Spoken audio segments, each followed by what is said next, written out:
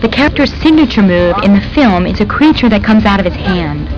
We talked about creating the scorpion effect with a physical model that you could see and that the actors could interact with. This might have been easier in the shooting process, but ultimately, this would have limited us to a simpler look and movement style. With the digital creature, our bounds were limitless. This is a model that we proposed for the scorpion creature, the actual projectile that flies through the air. You can see here that it's just made of a kind of a gray plastic, but when it's represented in the computer, we're going to give it a kind of a real lethal-looking gunmetal kind of a look to it. These blue lines are the actor's hand as stored in the computer.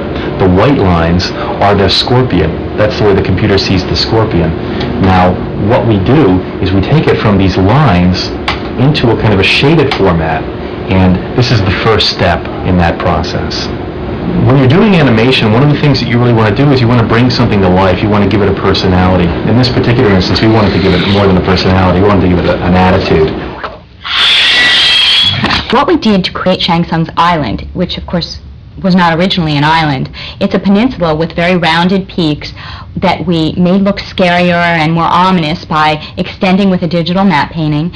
There were, of course, unfortunately, boats when we were shooting that day, so we got rid of the boats. We put our own dragon's wing ship in so you can see where the actors are coming from, and created an island that didn't even exist. When we model it in the computer, it ends up looking something like this. This is a wireframe representation of the creature, and what we can do is use computer software to move it around. It doesn't actually exist except in the computer, but we can make it move in any way that we want to, and the image of that creature will appear on the movie screen when we're finished.